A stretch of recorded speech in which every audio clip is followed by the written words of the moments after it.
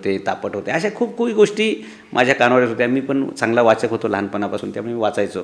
आणि माझ्या लक्षात यायला लागलं की अरे एवढ्या मोठ्या राजाचा मुलगा, ज्याची आजी जिजाऊंसारखी एवढी मोठी सुसंस्कारित आहे आणि जिनं शिवबांना घडवलं, ती आपल्या शंभूराजांना कशी घडवत नसेल, असे प्रश्न माझ्या मनामध्ये आले. आणि मग म्हटलं अरे हे काहीतरी वेगळं मामलं आहे, काहीतरी याच्यात कटकारस्थान, कुठंतरी भानगडी दिसत आहेत, तर आपण पहिलं संभाजीराजांवरती पुस्तक लिहूया.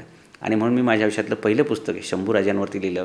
आणि ते फक्त पुस्तक एवढंच होतं की संभाजीराजांवरचे आरोप सगळे खंडन करणारं पुस्तक. आणि म्हणून मला त्याला नाव द्यायचं होतं शिवपुत्र शंभूराजे किंवा छत्रपती संभाजी महाराज, पण ते प्रश्न फक्त बदनामीचं उत्तर देणारं ते पुस्तक होतं. म्हणून मी त्या पुस्तकाचं नाव खरा संभाजी असं दिलं, की खरा आमचा शंभूराजा कसा होता, अशा प्रकारचं ते मी नाव दिलं.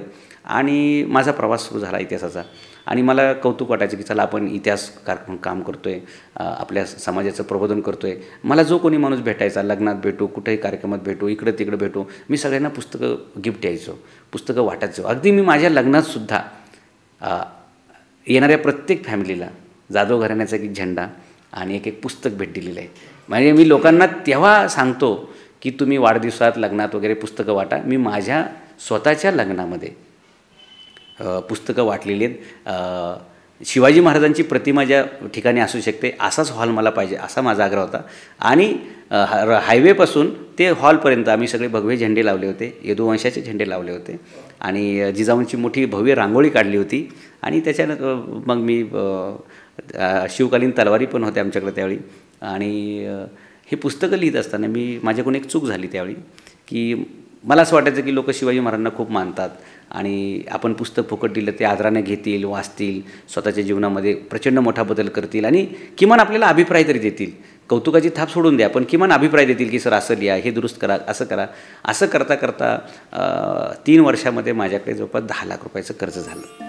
लोकांना पुस्तकं फुकट वाटता. एक तर मला पुस्तक लिहायचं माहीत नाही, दुकानात कुठे विकतात ते दुकानं माहीत नाही, दुकानदारांना किती डिस्काउंटने पुस्तकं द्यायची, तो व्यवहार कसा करायचा, विक्री कशी करायची, त्याची वसुली कशी करायची, हे खूप अनंत प्रश्न माझ्यासमोर होते. कारण मी एक साधा प्राध्यापक, ते लेखक आणि मग प्रकाशक, असा सगळा माझा प्रवास होता. आणि हे सगळं करताना माझ्यावर प्रचंड मोठं कर्ज झालं.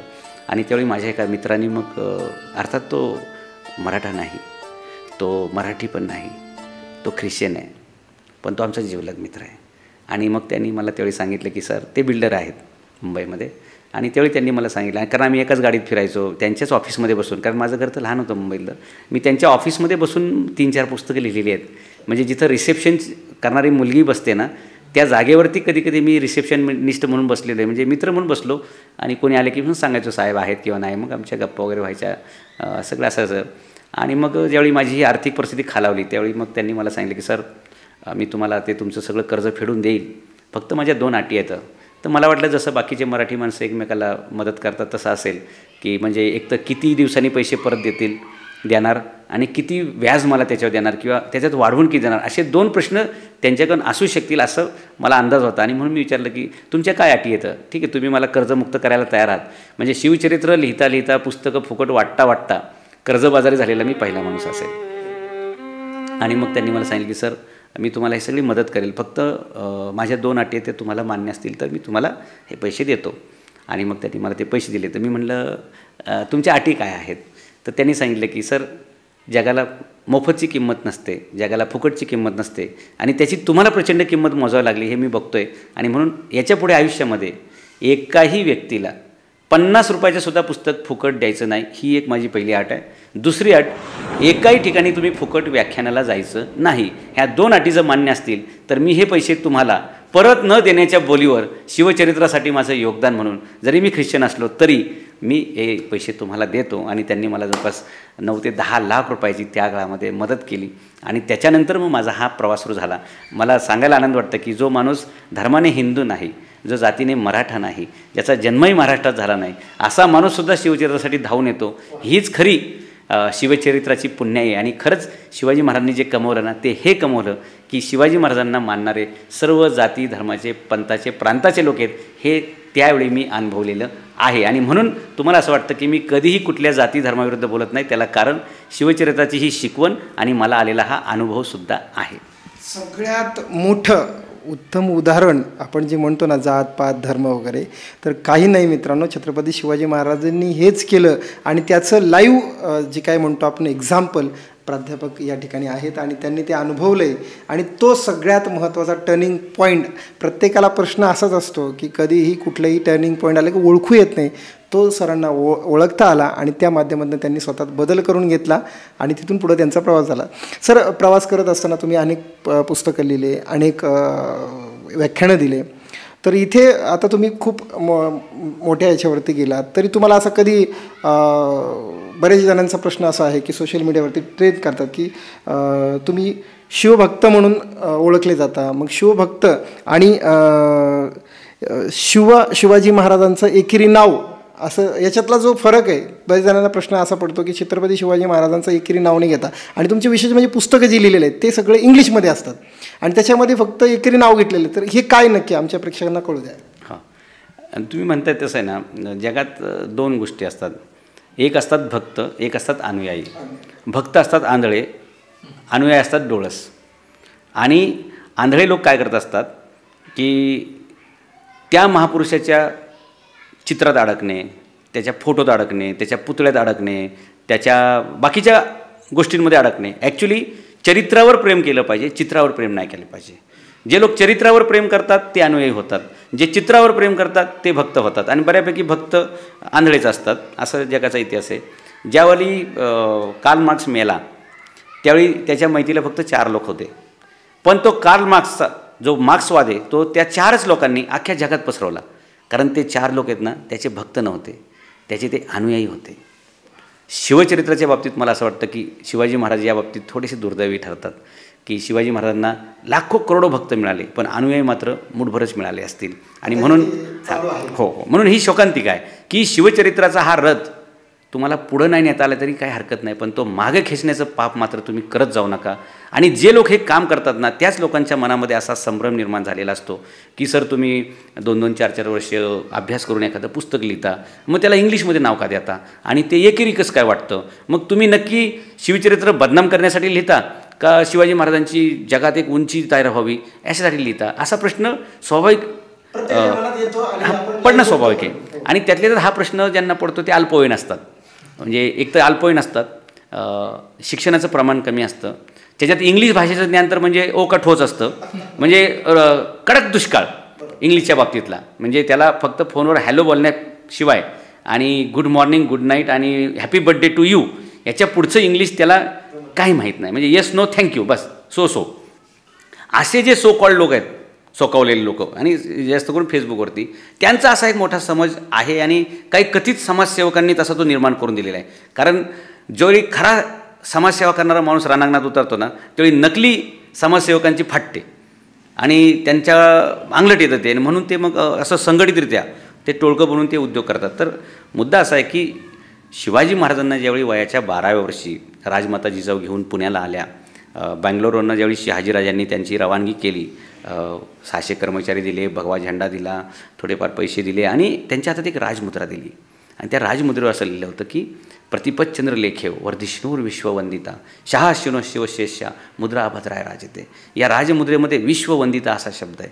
आणि त्यांच्या आईवडिलांचं दोघांचं हे स्वप्न होतं, म्हणजे राजमाता जिजाऊ आणि महाबली शहाजीराजे ह्या दोघांचं स्वप्न होतं की माझ्या मुलाची कीर्तीचा डंका एवढा वाजला पाहिजे की तो विश्ववंदिता झाला पाहिजे. आता विश्व ह्या शब्दाचं सुद्धा ह्या भक्तांना किंवा सोशल मीडियात टपाटप गारा कशा पडाव्या अशा कमेंट करणाऱ्या ह्या टुकार अल्पवयीन पोरांना हे विश्व म्हणजे काय ह्याचंही हे नसेल. ज्ञानेश्वरांनी जे ज्ञानेश्वरी सांगितले हे विश्वची माझे घरं, अशा खूप ओव्या येतं की जिथं विश्व शब्द आलेला आहे. किंवा मला तुम्हाला सांगता येईल की शिवाजी महाराजांचं 12 स्वराज्य सुरू झालं. असे अनेक जिल्हे मिळून एक महाराष्ट्र राज्य तयार होतं. पुण्यासारखे 35 जिल्हे मिळून एक महाराष्ट्र राज्य, असे अनेक राज्य 32 राज्य मिळून एक भारत देश होतो. असे अनेक देश मिळून एक आशिया खंड होतो. असे अनेक खंड मिळून एक पृथ्वी तयार होते. 7 खंड मिळून एक पृथ्वी तयार होते. अशा अनेक पृथ्वी मिळून एक जग तयार होतं. असे अनेक जग तयार होऊन एक आकाशगंगा तयार होते. आणि अशा अनेक गंगा म्हणजे पृथ्वी स्वर्ग पाताळ असे अनेक हजारो पृथ्वी स्वर्ग पाताळ एकत्र केल्यानंतर विश्व बनतं. आणि ह्या विश्वात शिवाजी महाराजांचा डंका वाजावा हे जिजाऊंचं आणि शहाजीराजांचं स्वप्न होतं. मी जाधव म्हणून त्या स्वप्नाचा पाठलाग करतो. मी जाधव म्हणून त्या शिवाजी महाराजांच्या आईवडिलांनी दिलेल्या त्यांना दिलेल्या ध्येयाचं मी पुजारी आहे.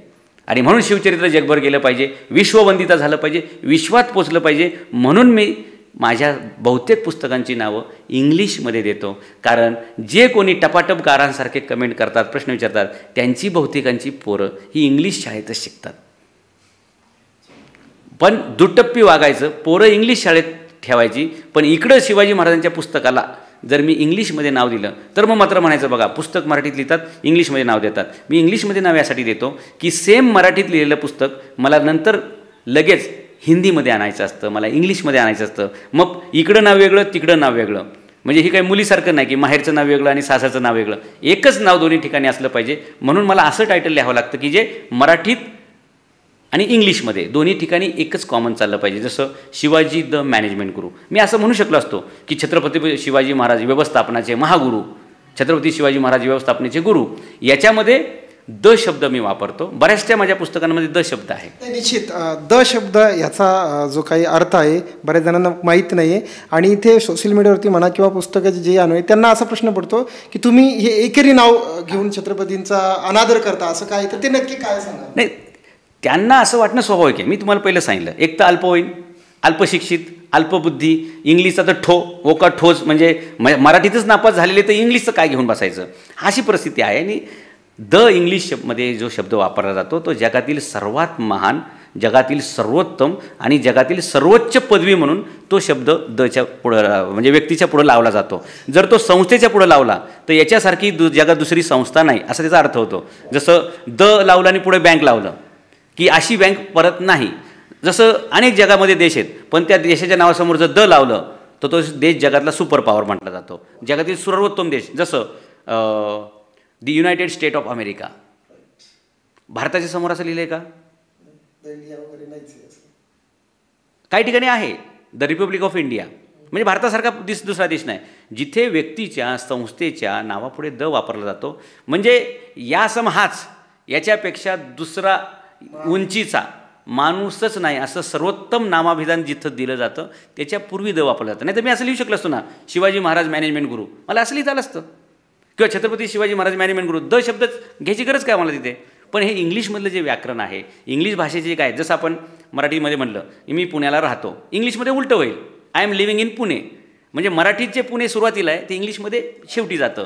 तसं इंग्रजीमध्ये ज्यावेळी द वापरतो, जसं आपण मराठीमध्ये श्री वापरतो, महानुभव वापरतो किंवा आपण माननीय वापरतो, ह्या सगळ्या शब्दांचा एकच बाप शब्द इंग्लिशमध्ये त्याला द म्हणतात. जसं मराठीमध्ये आपण मावशी म्हणतो, मामी म्हणतो, काकी म्हणतो, आत्या म्हणतो, पण इंग्लिशमध्ये एकच शब्द आहे आंटी.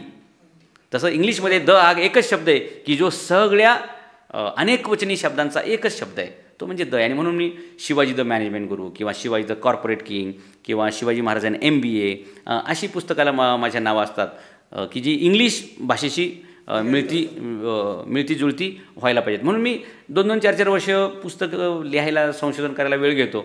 पण पुस्तकाला नाव देताना मात्र मला बराच काळ जातो, कारण माझं ध्येय ते विश्ववंदिता, शिवाजी महाराजांचं जे चरित्र आहे ते जगामध्ये पसरलं पाहिजे, विश्वात पसरलं पाहिजे, याच्यासाठीचा माझा प्रयत्न असतो. आणि म्हणून आत्तापर्यंत माझी 9 पुस्तकं इंग्लिशमध्ये पण आलेत. बऱ्याचशा शिवभक्तांना माहीत नसेल की इंग्लिशमध्ये सुद्धा 9 पुस्तकं आहेत, हिंदीमध्ये 1 पुस्तक आपलं आहे, आणि जगातल्या अनेक देशांमध्ये आपली पुस्तकं मोठमोठ्या सरकारी अधिकाऱ्यांना, नेत्यांना आणि उद्योजकांना जातात. उदाहरणार्थ सांगतो, आमच्या जाधव घराण्यातील एक किरण जाधव म्हणून आहेत, आणि त्यांची पुण्यामध्येच एक फॅक्टरी आहे. अमेरिकेच्या फायटर जेटचं जे इंजिन आहे ना, त्याचे स्पेअरपार्ट त्यांच्या फॅक्टरीत बनतात. आणि ती व्यक्ती दरवर्षी 300 ते 400 कॉपी त्यांचे जेवढे क्लायंट परदेशातून येतात ना त्यांना इंग्लिशमधून ते भेट देत असतात. आणि अशा आमच्या अनेक मित्रमंडळी आहेत की ज्यांच्याकडे फॉरेनचे कोणी मित्रमंडळी आले की ते त्यांना इंग्लिशमधलं शिवाजी द मॅनेजमेंट गुरु हे पुस्तक देतात. आता माझं टार्गेट आहे जगात शिवाजी महाराज गेले पाहिजेत, विश्वात गेले पाहिजेत, म्हणून मी इंग्लिशमध्ये लिहितो.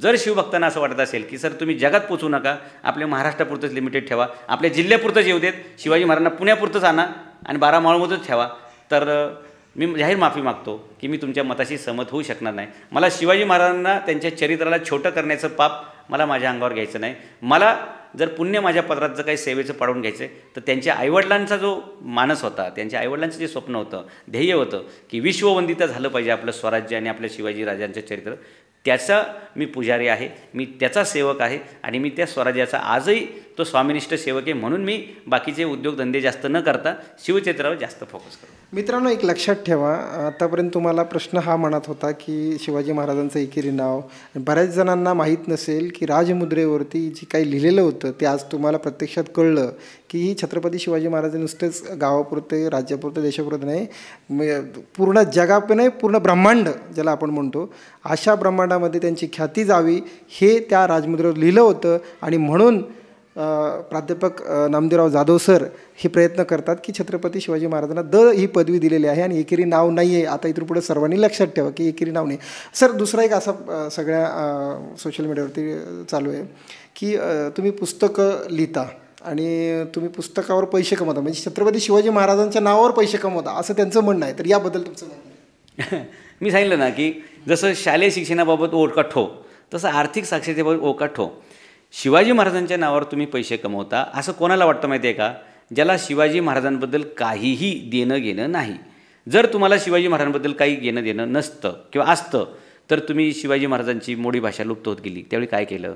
शिवाजी महाराजांची बरीचशी हजारो लाखो कागदपत्र गायब झाली, वाळवी खाऊन गेली, अनेक लोकांच्या बंबात गेली. त्यावेळी तुम्ही काय केलं?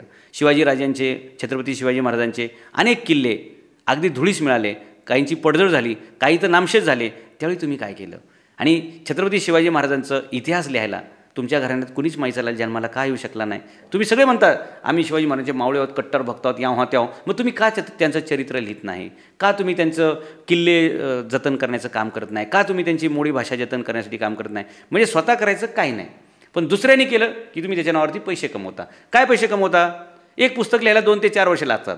तेवढ्याच काळामध्ये मी एखादी बिल्डिंग बांधू शकतो आणि त्याच्यावरती मला 5-25 कोटी रुपये मिळू शकतात. पुस्तक लिहून मला किती रुपये मिळणार येतं? 250 रुपयाचं पुस्तक, त्याच्यात त्याची प्रिंटिंग कॉस्ट 60-65 किंवा 80 रुपयापर्यंत, आता 85 रुपयापर्यंत जाते.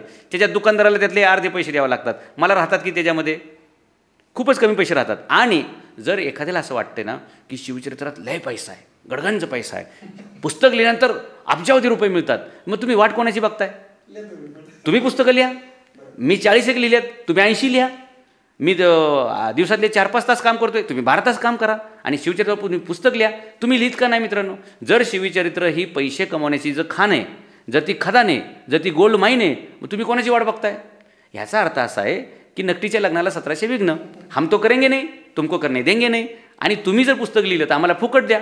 फुकट द्यायला हे काय इलेक्शन आहे का? इलेक्शनमध्ये काय असतं की लोक चोऱ्या माऱ्या करून नंतर पैसे कमवणार असतात निवडून गेल्यानंतर, म्हणून ते तुम्हाला ते चोरीचे साक्षीदार करतात. मग तुम्हाला बिर्याणी फुकट, तुम्हाला दारू फुकट, तुम्हाला ढाब्यावर जेवण फुकट. नामदेवराव जाधव हा इतिहासकार आहे.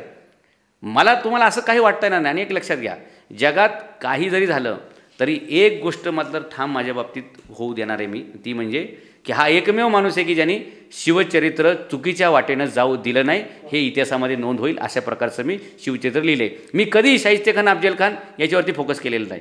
माझं कायम फोकस हा शिवाजी महाराजांची उद्योजकता, त्यांची इंजिनिअरिंग, त्यांचं मॅनेजमेंट, त्यांचे लिडरशिप स्किल, त्यांचं कौशल्य याच्यावरती राहिलेलं आहे. आणि म्हणून मी हजारो लाखो पोरांना जी प्रेरणा देऊ शकलो ती शिवचरित्रातली ही प्रेरणा आहे की शिवाजी महाराज जसे होते तसं सांगण्याचं माझं काम आहे. त्यामुळे तुम्ही शिवाजी महाराजांच्या नावावर पैसे कमवता असं ज्याला ज्याला वाटतं त्यांनी घरी लगेच कागद घ्या, हातात पेन घ्या, लिहायला सुरुवात करा. किंवा 5-25 पुस्तकं मागवा, ती वाचा, पाठ करा, धाड धाड धाड धाड भाषणं करायला सुरुवात करा आणि त्याचे पैसे कमवा.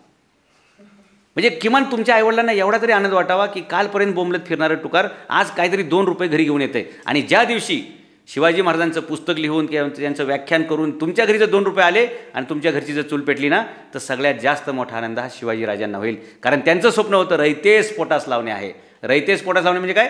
तरुणांच्या हाताला काम देणं, तरुणांच्या हाताला रोजगार देणं. आणि जर तुम्हाला बाकीचा काहीच रोजगार मिळत नसेल, तुम्ही शिवव्याख्याते तरी व्हा. म्हणजे मी तर असं म्हणेल की ज्याला काहीच जमत नाही त्यांनी शिवव्याख्याते तरी व्हा. पण हे सोपं नाही मित्रांनो. हे सतीचं वाण आहे. हा जळता निखारा पदरामध्ये बांधण्यासारखं आहे. हे चुलीवरती म्हणजे निखारा आहे तो चुलीवरचा, जो तुम्हाला विजू पण द्यायचा नाही आणि जास्त चूल पेटून घर पण पेटणार नाही, याचाही तुम्हाला बॅलन्स करायला लागतो. त्यामुळे असं ज्या ज्या महानुभावांना, खूप विद्वान लोकांना जसं वाटतं की शिवचरित्रात लय पैसा आहे आणि नामदेवराव जाधव लय पैसे कमवतात, जरा त्यांनी मला स्पर्धा करायला उतरावं. मी 40 पुस्तक लिहिलेत, तुम्हाला शुभेच्छा, 60 लिहा.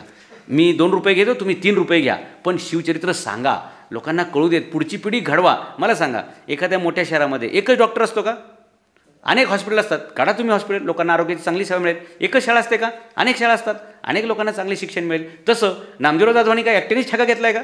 शिवचरित्र लिहायचं, भाषण पण करायचं, रात्री आपला तरी पॉज पण करायचा, कुटुंबाची आवाळ करायची, हे सगळं नामदेवराव जाधवांनीच काय ठेका घेतला आहे? तुम्हीसुद्धा त्यात उतरू शकता. मग तुम्हीसुद्धा 8-10 तास अभ्यास करा, तुम्हीसुद्धा 8-10 तास प्रवास करा, तुम्हीसुद्धा पदरमोड थोडीशी करा आणि थोडासा अभ्यास करून मग तुम्ही पण लिहा. मग तुम्हाला लोक किती पैसे देतात तेही बघा, तुम्हाला किती लोक शिवजयंतीला बोलतील तेही तुम्ही बघा. नाही बोलत तर तुम्ही फुकट जा.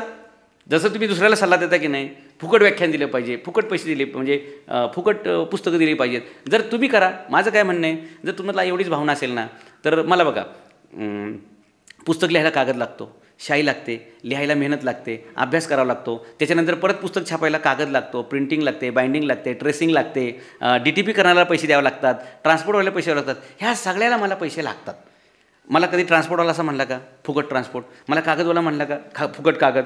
मला दुकानदार म्हणला का आहे मला कमिशन विमिशन काय नाही पाहिजे, मी तुमची पुस्तकं आलेल्या किमतीत विकतो? मला सगळीकडे पैसे लागत आहेत. मग हे पैसे कुठून उभे करणार? जर एखाद्या शिवभक्तांना किंवा एखाद्या सामाजिक मंडळाला असं वाटत असेल की नामदेवराव जाधवांनी पुस्तकाचे पैसे घेऊ नये किंवा व्याख्यानाचे पैसे घेऊ नये, तर माझी त्यांना विनंती आहे, मी जी काही पुस्तकं लिहिली आहेत ती सगळी तुम्हाला मी लमसममध्ये देतो. फक्त तुम्ही असं एक काम सुरू करा की ही तुम्ही लिहिलेली पुस्तकं आम्ही फुकट वाटायचा सपाटा लावतो आहे. मग कुणी 10,000 छापा, कुणी 20,000 छापा, कुणी 50,000 छापा, आणि त्याला वाटप करायला मी स्वतः हजर राहील.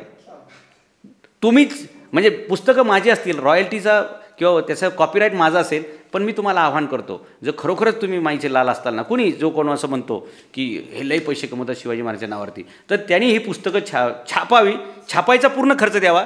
म्हणजे लिखाणाचं मानधन नाही दिलं तरी चालेल, पण कागदाचा, प्रिंटिंगचा, बाइंडिंगचा, ट्रेसिंगचा, पॅकिंगचा, कटिंगचा, ट्रान्सपोर्टचा हा सगळा खर्च त्यांनी बेअर करावा. आणि त्यांनी सांगावं की सर तुम्ही जालन्यात या, सर तुम्ही औरंगाबादला या, सर तुम्ही मुंबईला या, तुम्ही पुण्याला या, 10,000 पुस्तकं मी तुमची वाटणार आहे, छापायचा फक्त खर्च देईल. माझं आव्हान आहे, कुणी असं मला चॅलेंज द्या की 10,000 पुस्तकं आम्ही तुमची वाटणार आहे, मी म्हणजे उभ्या उभ्या एका पायावर तयार आहे तेवढी पुस्तकं द्या ताब्यात द्याल. त्यांनी फक्त कागदाचा खर्च द्यावा. मग कळेल शिवचरित्र हाताळणं म्हणजे एक युद्ध कसं असतं, एक रणांगण कसं असतं, आणि त्यात किती जखमा होतात, आणि तरीसुद्धा तो हातातला झेंडा कंटिन्यू ठेवण्यासाठी काय रक्त सांडतं, काय घाम गळतो आणि काय निष्ठा लागते हे तेव्हा कळेल. निश्चितपणे मित्रांनो, एक लक्षात ठेवा, खरं आहे की प्रत्येक गोष्टीला खर्च लागतो, पैसे लागतात. याचा अर्थ असा नाही की पैसे घ्यायचेच नाही आहे. पैसे घेण्याचं कारण असं आहे की शिवचरित्र हे लोकांपर्यंत पोहोचावं. आणि आपल्या भारतामध्ये एक खूप वाईट सवय, फुकटचं कधी कुणाला जमत नाही आणि विकतचं घ्यायची लायकी नाही आहे, थोडक्यात असा प्रकार आहे. तर तो प्रकार करू नये मित्रांनो. किंमत प्रत्येक गोष्टीची असते. छत्रपती शिवाजी महाराजांचे चरित्र पण किमतीवान आहे.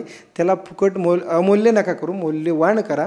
हेच या माध्यमातून तुम्हा सर्वांना सांगण्याची. ह्याच्यामध्ये आणखी एक दुजाभाव आहे, म्हणजे ह्याच्यामध्ये एक आणखी कॉन्स्पिरसी आहे, ह्याच्यामध्ये आणखी एक षडयंत्र आहे. बाकीचे लोक म्हणजे जे वैचारिक काम करू शकत नाहीत पण बाकीचे काम करू शकतात, म्हणजे कुणी लॉकेट विकतंय ते चालतं, ते तुम्ही विकत घेता. तुम्ही कोणी टी-शर्ट विकतं शिवाजी महाराजांचं ते चालतं आहे, कुणी किचन विकतं ते चालतं, कुणी टोपी विकतं ते चालतं, कुणी फोल्डर विकतं शिवाजी महाराजांचा ते चालतं, कुणी पॅड विकतं ते चालतं, कुणी वही विकतं ते चालतं, कुणी चित्र विकतं ते चालतं, कुणी मूर्ती विकतं ते चालतं. मग पुस्तक म्हटलं की मग हे पैसे कमवतात. खरं तर जगातली सगळ्यात अवघड गोष्ट आहे पुस्तक लिहिणं. जगातले सगळ्यात क्रिएटिव्ह काम म्हणजे पुस्तक लिहिणं आहे. ह्याचे पैसे घेऊ नका आणि जे सरळ सरळ कॉपी करता येईल, म्हणजे एखाद्याने चित्र काढलं तुम्ही कॉपी काढून विकू शकता.